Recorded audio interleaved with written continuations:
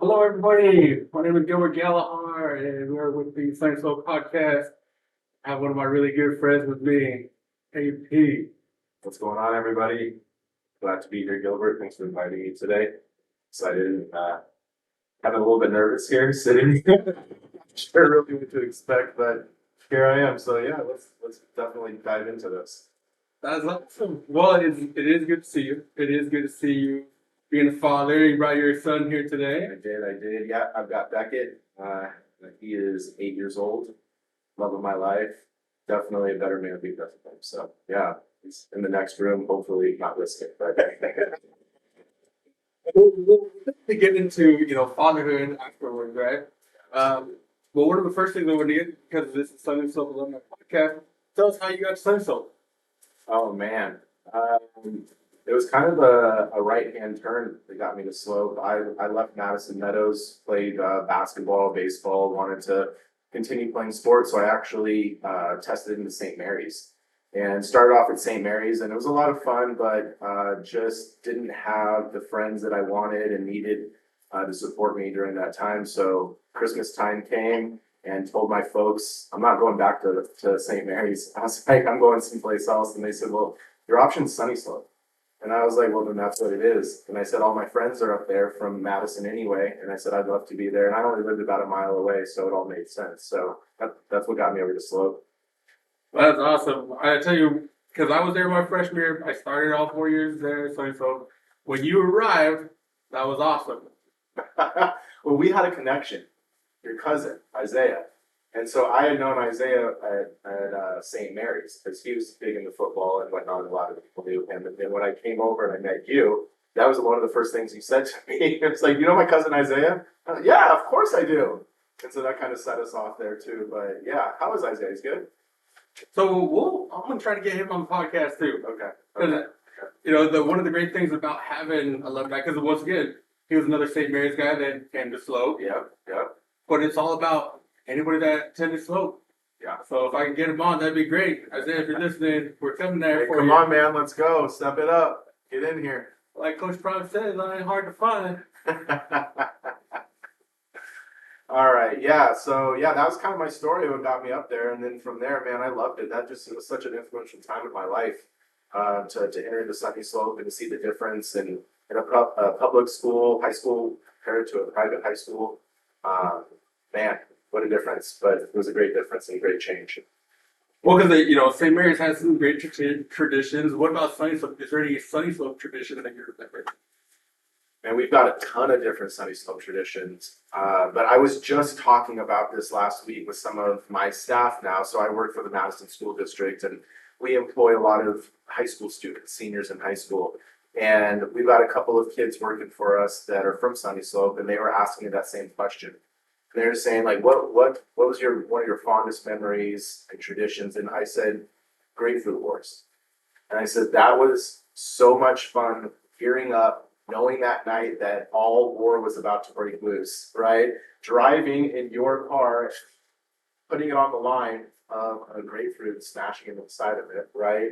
And I just remember driving up and down 15th Avenue in Butler and trying to get away from seniors and juniors, and we're running around the park. But like that to me was like one of those moments where I was like, this is pretty cool. And they still do it. And that's what they were telling me, these young kids right now, these seniors at Slope, they're like, oh yeah, we still do that, man. That's awesome that you guys did that. So I've got that, and then also our Frisbee golf.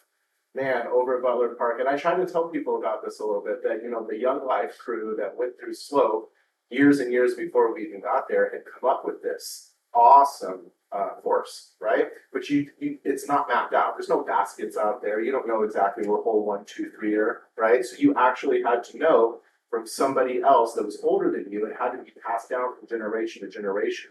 And I think if we walk back out there right now, I could probably do all 18 holes. So, yeah. Would your score be any better? I don't know what it would be. We were usually around 16 under, somewhere right around there. That was like an average. So I don't know what it would be now. But I just remember having those memories too with a bunch of slopers after school going out to Butler Park and throwing the frisbee around. It's cool. Okay. What about in school? Is there any teachers or friends or something that like you remember big time? Yeah, absolutely. So teachers, I've got two teachers probably right off the bat that I can remember. Miss Koch was my entry to Sunnyslope. I remember that was the very first classroom that I entered in when I came from St. Mary's.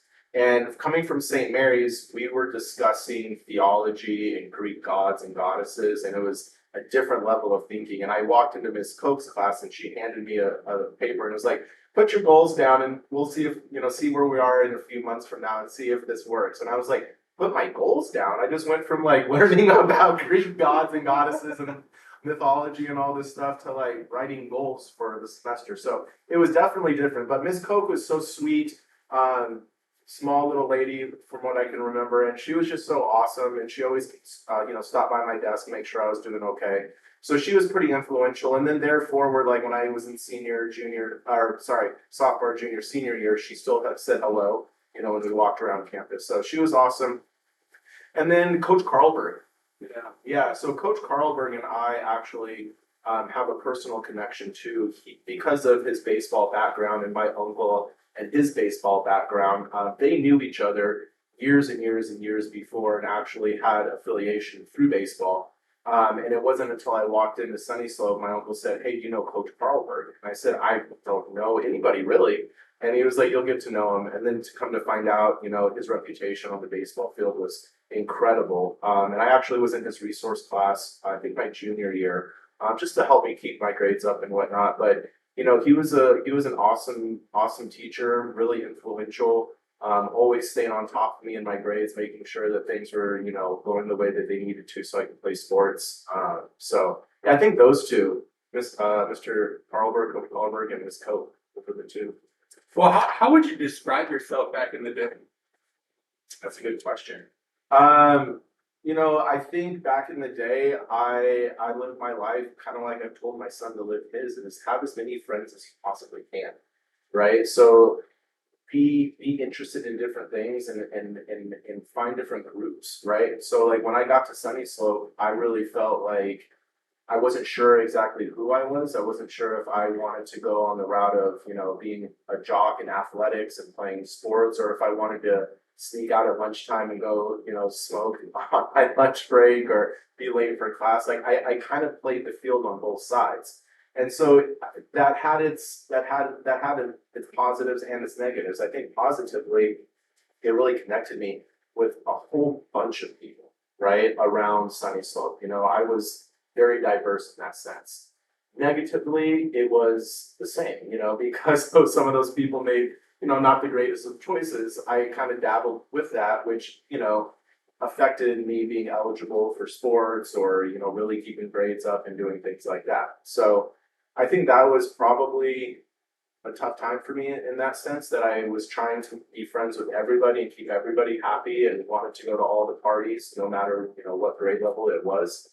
But yeah, I think that was kind of a big thing for me and who I was at that time. So teachers are amazing. The two teachers that you just spoke of, amazing. Because like to me, that's what when they say a heart of a teacher, Sure. I can easily picture those two. Sure. Because you can tell they care. Absolutely. Now, after Sunnyslope, what are you doing now?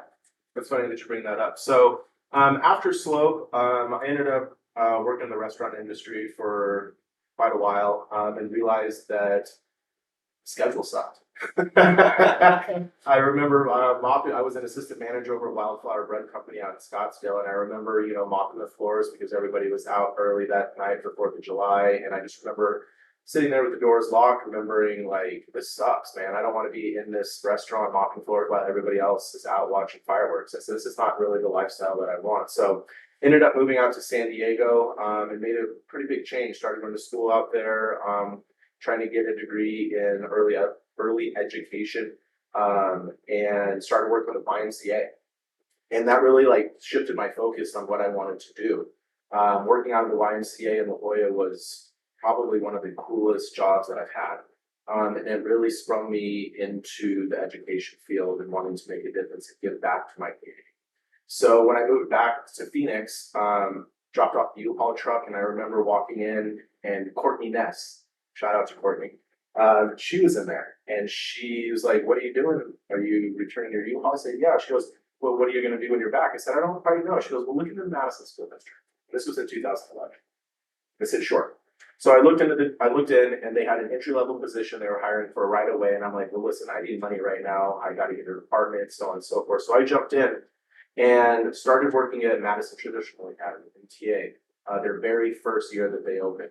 And it was awesome. It was cool. It was nice to be back in Madison, where I grew up. And then they came to me the very next summer and they said, listen, we have a promotion for you if you're willing to take it. We'd like you to be the site coordinator and run the after school program over at Madison Meadows. And I'm like, that's like where I grew up. You know what I mean? That was like kind of a dream for me to go back and work in the same school, that I was at and be able to give back to those kids. So, heartbeat. And I was like, yeah, I'm in.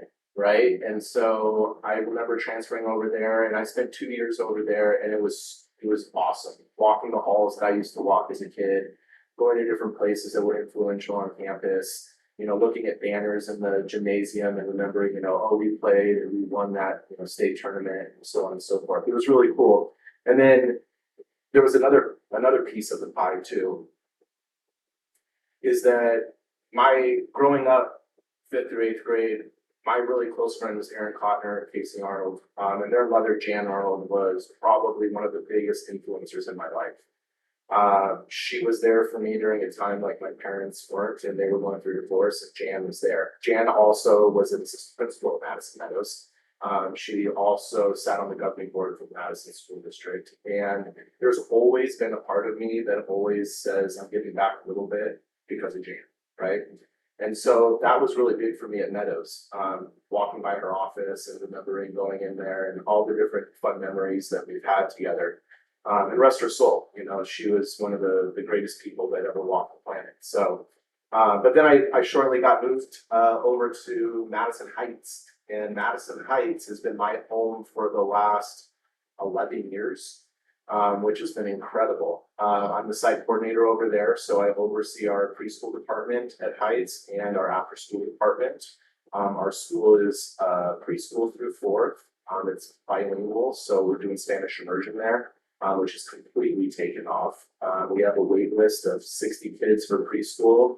And I'm just blessed to be able to be a part of a community like Heights, and also have my son there, you know what I mean? And it's been kind of like full circle with everything, because when I first started at Heights, I had Beckett, right? And I always thought it would be kind of cool to have my kid go here too. And then all of a sudden, Beckett's born, turns 3, move him over to Heights right away, and he's been next to me there ever since. And it's very gratifying, and I'm very, very grateful to be able to have that opportunity to be next to my son, to work for such a great school district, to give back to a community that nourished me and got me to where I am as a human today.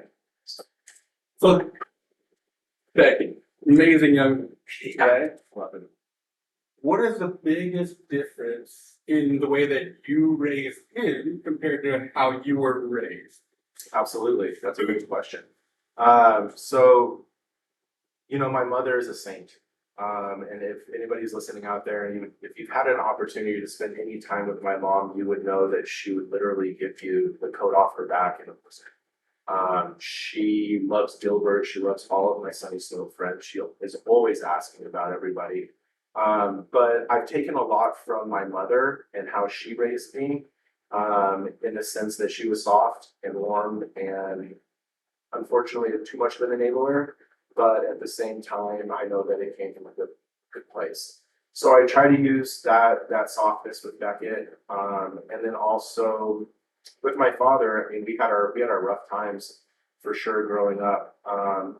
Some goods, some bads, but I think I've taken some of the things that he didn't do with me and transformed them into doing things with Beckett, right? So, small things like curling up on the couch and just hanging out and reading a book together. You know what I mean? My dad probably would never have read a book with me.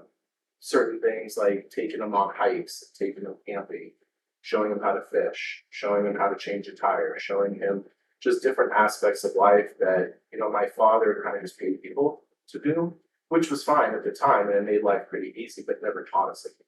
You know what I mean? And so as a man now, and trying to be the best parent I can, there's some things that I take a step back sometimes and I'm like, okay, we missed that, didn't we, Dad? You know what I mean? But I have the opportunity and I have the power as an individual right now to change that course and to do those type of things. So I think raising Beckett, I've been able to take a little bit of what my mom showed me, dabble a little bit with what my dad did, but then also change the course by spending, that quality time with my son so he understands that, dad loves him and wants to teach him things. So you've shared with us a little bit about who you are. How would you describe yourself right now? Oh man, going through a weird change in life, yo. Things, social media things that mattered like that are slowly dissipating. Uh, Connecting with who I am as a person has been a struggle for the last few years. Putting myself in relationships that really weren't going anywhere have been tough, you know what I mean? And trying to realize that you've got to have a little self-worth, a little self-respect. I think right now I'm really looking at more adventures and being out and about. I just got done hiking the Grand Canyon with a great group of friends. It was 26 miles from the north to the south. Prepared for it for 6 months. Really, really something that I wanted to do but wasn't sure I could do physically. And then once we got through it, it was one of the most incredible experiences in my life. That's literally propelled me into wanting to go to different national parks, do big hikes, go backpacking, just really disconnect from that media world, right? Of I'm always on my phone, I always need to see what somebody else is doing. Well, am I not doing enough? You know what I mean? And really pushing that stuff away and zeroing in on becoming a better person, keeping relationships and friendships that matter alive, right?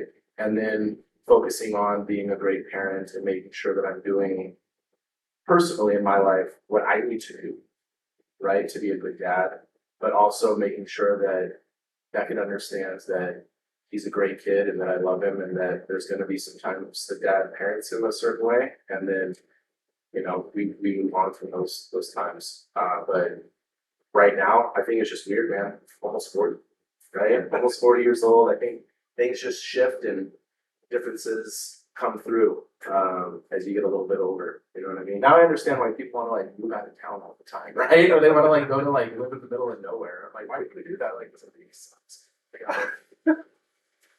So yeah, I think that's where I'm at right now. Not the old AP that I used to be. I mean, there's still some glimpses every once in a while in there, but yeah, life's changed. I think one of the greatest things about you that I've known for many, many years is your laugh. And it has not changed. See, everybody knows this laugh. They all know this laugh. It's true. That is true. We don't know what we were doing, but he was laughing about it. We could have been up to a few different things with that, for sure. So, okay, going back, is there anything that you would have changed? Anything I would have changed? I think my focus on my academics would have shifted.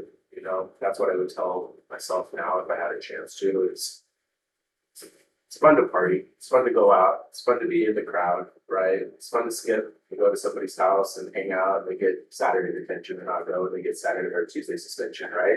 That's fun. I get it. But I think knowing what I know now, I would have just told myself, listen, man, focus. Focus on your academics, focus on your athletics. You're gifted, that's probably what I would have told myself. Just focus, right? So you came to the realization that you want more adventures, right? How did you realize that, like, what was that aha moment where like, hey, I gotta change something because Yeah, actually, so right now I was dating a girl for the last like probably 18 months or so, and we're still kind of together. It's a little bit complicated, but she really opened up my eyes to different aspects of life. That it doesn't always have to be football, basketball, baseball, and drinking and smoking and just chilling, right? Like she opened up my eyes in the last year to a lot of different things. Tennis being one of them. So been dabbling with tennis. The hiking bit has been extraordinary. She's an avid hiker, so it's one of the things that she kind of pulled me off the couch the first few times, and I reluctantly didn't, I was like, I don't want to do this, right? And she was like, come on, it'll be fun. Ultimately, it was fun. It was awesome to like pick something up new, right? And then we decided the Grand Canyon is something that we wanted to train for and carry that out, and that was incredible. Different music, right? Like really into indie rock right now, and just not that I hate hip hop anymore or anything like that, but it's just different times, man. Like just different things matter to me. We disconnected, her and I, from social media a lot, posting, just enjoying each other. Really just finding somebody that wasn't what I was actually looking for, and then becoming surprisingly beautiful, right? And it flourished. And her and I, we still talk and we're still great friends, and we still connect through hiking, and being outdoors and doing things like that. So we just spent a great vacation up in June. Her and I, we went to northern New Mexico. You ever been up there? I've been to Farmington, New Mexico. Okay, so this is like the Enchanted Circle, which is Eagle Nest, Angel Fire, Red River, and I'm missing one other one up there, but it's the most gorgeous area of New Mexico. And I didn't even think I was in New Mexico when I was up there. I was looking around like, you serious right now? But like going up there, and we hiked every day. I fished every day. We barbecued. It was just a different way of life. And there were sports on Gil. Like there were sports, there were things that we watched. I didn't really care. You know what I mean? I just decided like, I've had my share of that. Like I want to dive into something else. I want to see what else is out there. You know what I mean? And so through this past relationship, honestly, that was one thing that really opened my eyes to seeing, kind of a different world in a sense. So. Well, thanks so much for sharing all this great wisdom with everybody. Before I let you off of the hot seat, is there any like last words of advice that you want to share with everybody? Old, young? Yeah. Advice. Stay happy. Keep the people that you love close. Talk with them. Ask them how they're doing. Don't just text, call. Right? We've gotten so used to just picking up the phone and texting somebody, and not just actually picking up the phone and calling them and hearing their voice and letting them know genuinely that you're checking in on them, or seeing how life is going, or wishing them a happy birthday, or congratulating them, stuff. So and we're also a unique group. All of us, we stay connected, which is pretty cool, and I really like that about all of us. And it doesn't seem like we ever skip a beat. We were up in Montana for Andrew Larson's wedding. I think it was a couple of years ago. I can't believe it, but I remember going up there and being with everybody, and I haven't seen some of these people in years, and we literally had the best time. And it was like we never even skipped a beat. Like we're all dancing, having a great time, talking about life, catching up about old stories. So that to me is like genuine, right? So you guys just keep that love alive, keep reaching out to your friends, keep reaching out to your family. If you have kids, be the best parent you can. Be the best parent to your if you're a co-parent as well. Shout out to Jordan out there. She's one of the best co-parents. I love her, Beckett's mom. Just be nice to each other, be kind. That's it. Yeah, thank you so much for that. Everybody, if you're alumni, come on the podcast. Great man right here. This is a great man right here. Thanks, Gilly. I appreciate it. Man, I've had a great time being on this podcast. This is something that Gilbert's been asking me to do. And of course, I've said yes a number of times, never came through. But this is awesome. Definitely awesome. Thanks for having me. Who do you want to see on the podcast? There is one person that just keeps dodging. And his name is Christopher Rene Charles Alvin Aubrey III. And I'm calling you out right now. You better get out here. You better do this, or we're going to have to disown you or something. I don't know. We'll tie you to the flagpole or something. Hey, remember, slope wins every day.